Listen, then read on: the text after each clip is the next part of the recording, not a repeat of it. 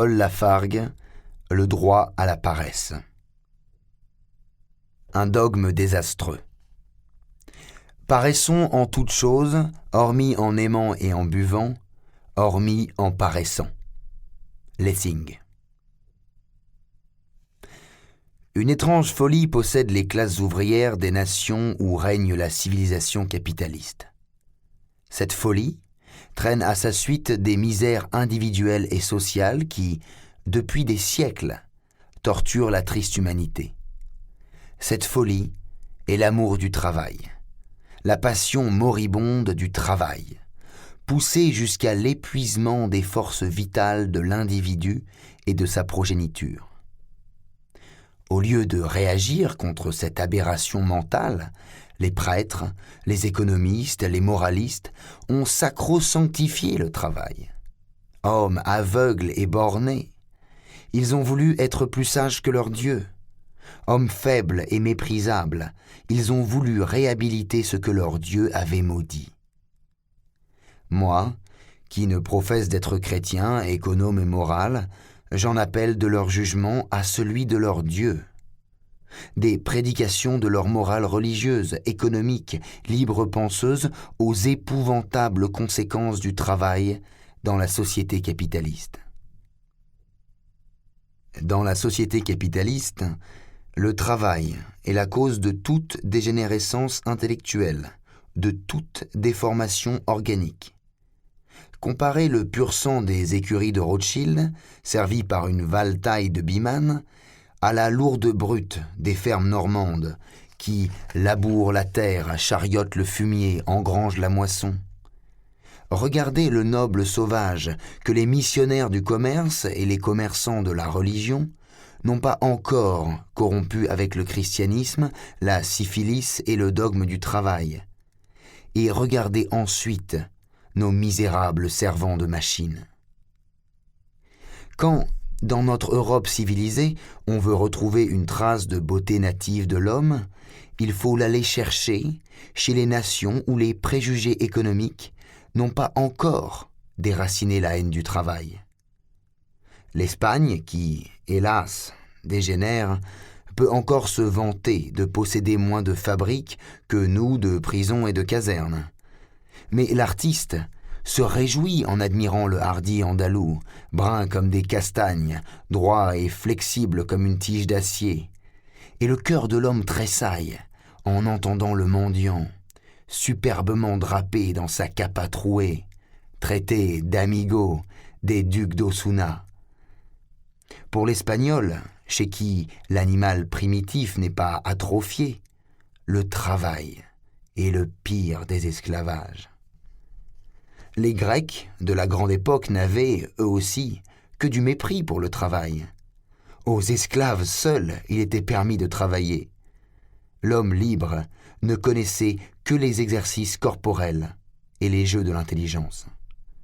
C'était aussi le temps où l'on marchait et respirait dans un peuple d'Aristote, de Phidias, d'Aristophane. C'était le temps où une poignée de braves écrasait à Marathon les hordes de l'Asie qu'Alexandre allait bientôt conquérir. Les philosophes de l'Antiquité enseignaient le mépris du travail, cette dégradation de l'homme libre. Les poètes chantaient la paresse, ce présent des dieux. Ô Melibae, Deus nobis ec otia fecit.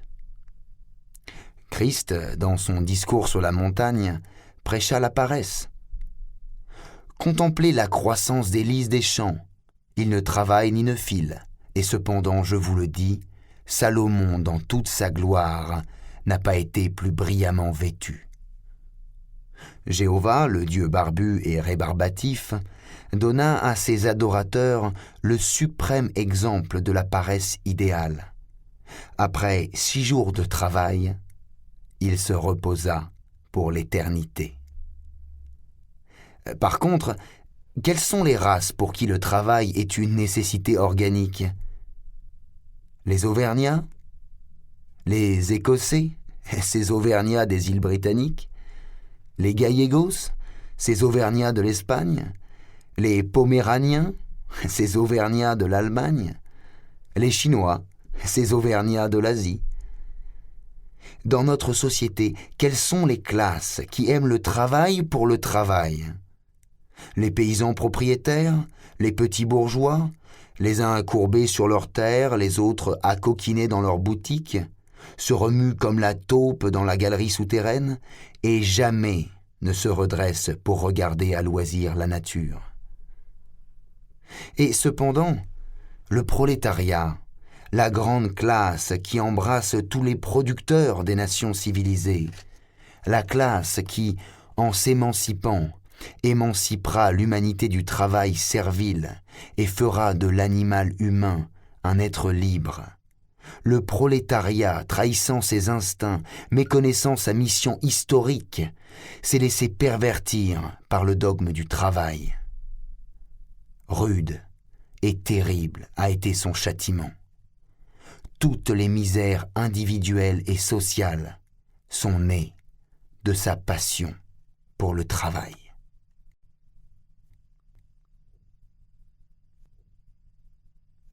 Bénédiction du travail.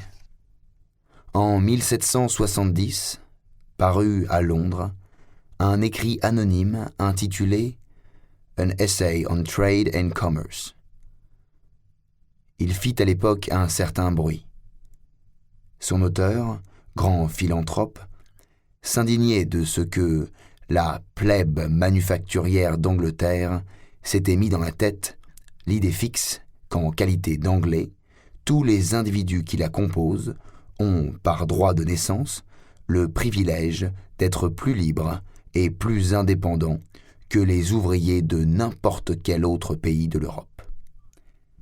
Cette idée peut avoir son utilité pour les soldats, dont elle stimule la bravoure, mais moins les ouvriers des manufactures en sont imbus, mieux cela vaut pour eux-mêmes et pour l'État. Des ouvriers ne devraient jamais se tenir pour indépendants de leurs supérieurs. Il est extrêmement dangereux d'encourager de pareils engouements dans un État commercial comme le nôtre, où, peut-être, les 7/8 de la population n'ont que peu ou pas de propriété. La cure ne sera pas complète tant que nos pauvres de l'industrie ne se résigneront pas à travailler 6 jours pour la même somme qu'ils gagnent maintenant en 4. Ainsi, près d'un siècle avant Guizot, on prêchait ouvertement à Londres le travail comme un frein aux nobles passions de l'homme. Plus mes peuples travailleront, moins il y aura de vices, écrivait d'Austérode le 5 mai 1807, Napoléon. Je suis l'autorité, et je serai disposé à ordonner que le dimanche... Nous espérons que vous avez apprécié cet aperçu. Pour continuer à écouter ce livre audio sur Google Play Livres, utilisez le lien dans la description de la vidéo.